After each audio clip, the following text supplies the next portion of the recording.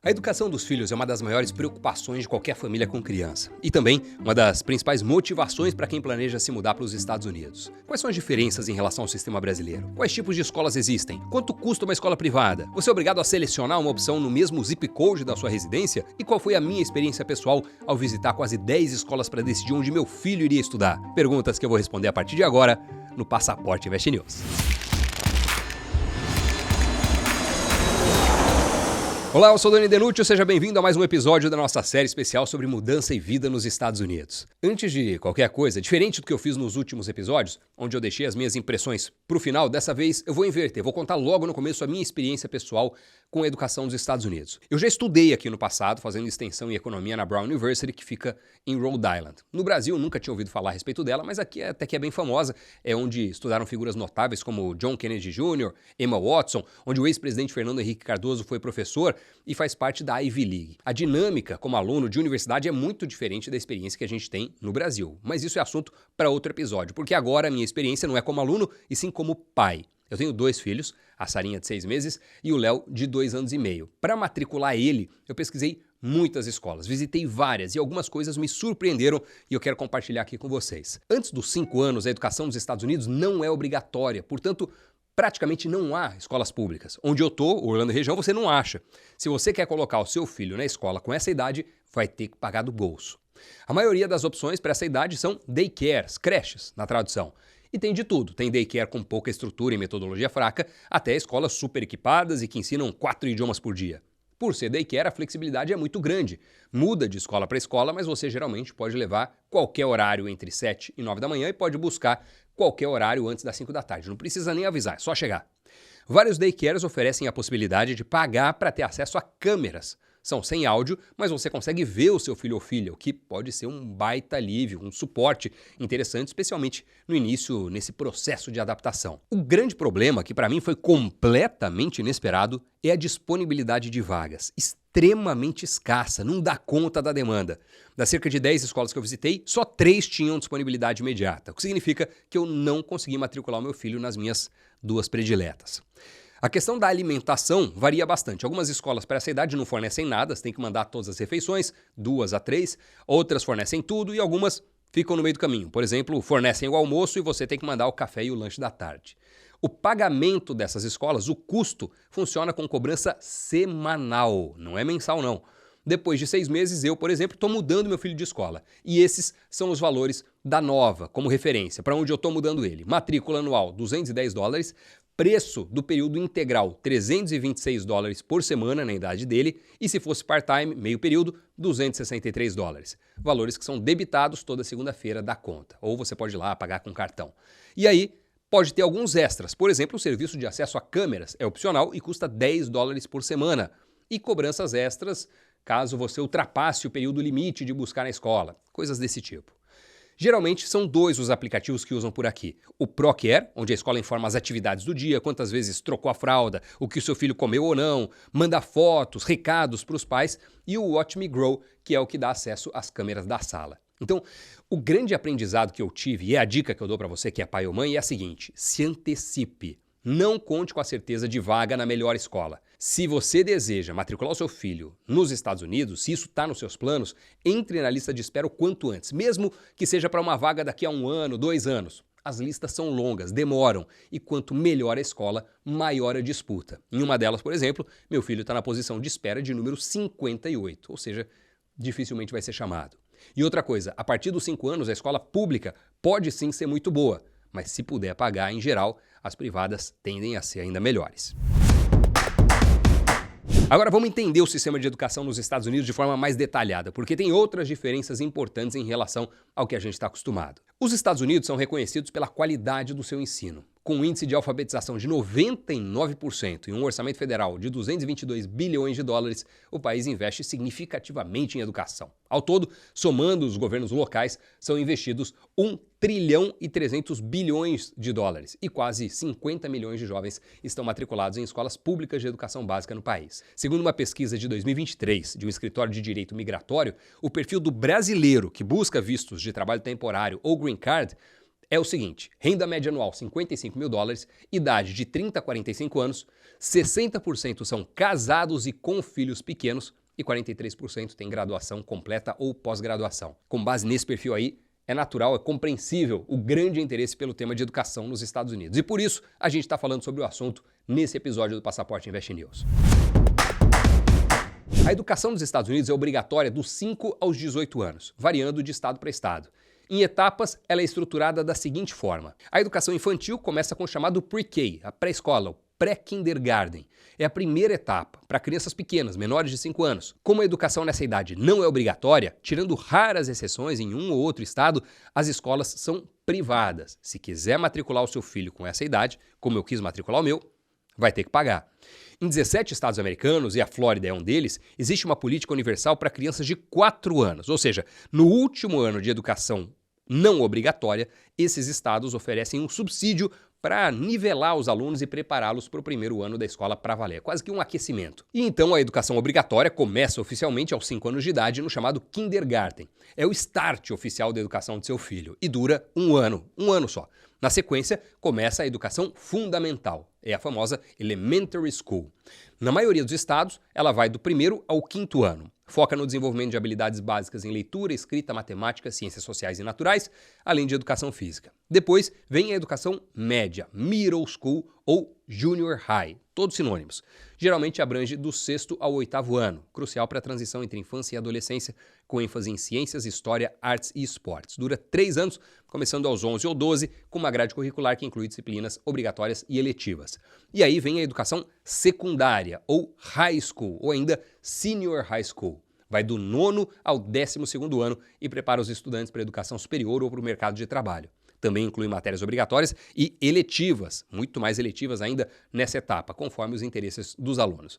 Dura 4 anos, diferente do Brasil, que são 3, e é dividida em 9th grade, também é conhecido como freshman year, entre os 14 ou 15 anos, equivalente ao 1º ano do ensino médio no Brasil, 10th grade ou sophomore year, equivalente ao 2º ano do ensino médio, 11th grade, que é o junior year, e o 12th grade, que é o senior year, para quem tem 17 ou 18 anos e não tem equivalência no Brasil. Seria como se fosse o 4º ano do ensino médio, não tem. Ao final, os estudantes recebem um certificado de conclusão, fundamental para acessar as melhores universidades, e depois disso tudo vem a educação superior, que é a higher education, as universidades. Já falei de educação infantil, ou pré-escolar, que nos Estados Unidos é opcional, e também da estrutura do sistema americano. Agora, outras 6 diferenças em relação à educação no Brasil. Nos Estados Unidos, as notas vão de A a F, onde A é excelente e F é falha, ou fail. Normalmente, no Brasil, as notas vão de 0 a 10, com média 6 para aprovação. Mas eu mesmo já estudei em escola no Brasil que tinha avaliação em forma de letra. Então, varia, mas estou falando do geral. Nos Estados Unidos, o ano letivo começa em setembro e termina em junho ou julho, e ele é organizado por trimestres, não semestres. As férias longas acontecem no meio do ano, as férias curtas no fim do ano. No Brasil, o ano letivo começa em fevereiro ou março, termina em dezembro, é organizado por semestres e as férias são o oposto, curtas no meio do ano, longas no fim do ano. Ou seja, férias longas sempre no verão de cada país. O sistema americano é mais flexível, com várias disciplinas eletivas, tanto na middle school quanto e principalmente no high school. No Brasil, o currículo é bem mais fixo e tem, portanto, uma menor flexibilidade, uma menor opção para você ir adaptando a sua grade de conteúdos. Nos Estados Unidos, as atividades extracurriculares são integradas ao ambiente escolar e muitas vezes obrigatórias. Entre as opções estão esportes, música, teatro, artes visuais, clubes de estudo, com cursos como liderança, redação, debate político. No Brasil, essas atividades geralmente ocorrem fora da escola e são opcionais. Nos Estados Unidos, muitas escolas privadas têm afiliação religiosa, ou seja, incorporam ensinamentos religiosos no seu currículo e atividades religiosas no seu dia a dia. No Brasil, embora existam escolas religiosas, o volume é bem menor. Nos Estados Unidos, os alunos estudam em período integral, geralmente das 8 às 16 horas, com refeições completas na escola, sejam elas gratuitas ou subsidiadas. No Brasil, a maioria das escolas oferece aulas em meio período, com algumas em período integral e a alimentação escolar varia. Obviamente, isso tudo tem exceções, tanto nos Estados Unidos quanto no Brasil, mas eu estou falando aqui a média, a grande maioria das experiências nas escolas. Abordando agora os tipos de escola. Existem basicamente 3 opções para as famílias: escolas públicas, escolas privadas e charter schools. Vamos começar pelas escolas públicas. As escolas públicas nos Estados Unidos variam amplamente em termos de qualidade, que é medida por pontuações em testes padronizados, taxas de graduação e outros indicadores de desempenho. Ou seja, não é toda escola pública que é boa, não. Mas algumas escolas públicas são sim conhecidas por seus recursos excepcionais, incluindo programas avançados, qualidade excelente, muitas atividades extracurriculares. As escolas públicas são gratuitas, mas atendem aos alunos com base em zonas escolares, ou seja, se for em escola pública, é seu zip code, o seu CEP americano, que vai definir onde o seu filho vai estudar. Por isso, muitas famílias primeiro optam pela escola, definem qual vai ser ela, e depois, com base nisso, decidem onde vão morar. Imóveis próximos a escolas boas e mais bem conceituadas costumam ser mais valorizados também. A educação pública é garantida para todos os residentes nos Estados Unidos, independente do status migratório. Ou seja, mesmo o filho de imigrante ilegal tem o direito de frequentar a escola pública em solo americano. Direito garantido por uma decisão da Suprema Corte em um caso de 1982, que estabeleceu que os estados não podem negar uma educação pública gratuita a crianças com base no seu status de imigração. As escolas privadas ou particulares não têm essa restrição geográfica, ou seja, você escolhe a escola que quiser, independente do seu endereço residencial. Além disso, elas têm liberdade para estabelecer seus próprios currículos e padrões de ensino, oferecendo abordagens mais flexíveis e personalizadas, como a escola que eu mencionei, que ensina inglês, espanhol, francês e mandarim todo dia. Mas se for boa, se prepara, porque costuma ter uma grande espera. Por isso, já vale iniciar a sua pesquisa logo. Em geral, as escolas particulares tendem a oferecer programas acadêmicos mais especializados, turmas menores e um ensino mais personalizado. Essas escolas muitas vezes se destacam por seus altos padrões acadêmicos, currículos focados em áreas específicas como religião, artes ou ciências e uma variedade muito ampla, muito interessante de atividades extracurriculares. Em resumo, pública pode ser boa, mas particular tende a ser melhor. Como referência de valor, segundo a plataforma Private School Review, na Flórida é preciso desembolsar em média $10.526 por ano por criança. Valor que, naturalmente, pode variar consideravelmente dependendo da instituição e da etapa educacional. Charter schools, que são pouco conhecidas, pouco faladas no Brasil, são escolas públicas independentes que operam sob um contrato, ou charter, com um patrocinador, como uma agência governamental, às vezes uma organização sem fins lucrativos. Essas escolas recebem financiamento tanto público quanto privado e têm autonomia para determinar os seus próprios currículos, focados em diferentes áreas do conhecimento. Às vezes artes, às vezes tecnologia. Em outras palavras, é uma escola pública, gratuita, mas administrada de maneira privada. São excepcionais em qualidade. Como você pode imaginar, a demanda é enorme. Não há cobrança de mensalidade, mas tem filas de espera bastante consideráveis. E a admissão em charter schools pode variar, mas muitas vezes é via sistema de loteria, devido à quantidade de interessados. Os requisitos para fazer a matrícula na escola podem variar de um distrito escolar para outro, mas em qualquer uma das opções, pública, privada, charter, você vai precisar fornecer comprovante de residência, certidão de nascimento, registro de vacinação e avaliação médica. Basicamente, são esses os documentos solicitados. Ao escolher uma escola para o seu filho ou filha, você tem diferentes fatores para levar em conta. Primeiro, se vai ser pública, se vai ser privada, se vai tentar uma charter, porque aí a localização pode ser um elemento-chave. Mas tirando isso, tem vários outros aspectos importantes, como desempenho acadêmico, taxa de graduação, reputação, atividades extracurriculares, disponibilidade de esportes, música, artes, clubes de debate, ensino religioso ou não, de acordo com a sua preferência, infraestrutura, qualidade das instalações escolares, laboratórios de ciências, quadras esportivas, tecnologia disponível, horário das aulas e por aí vai.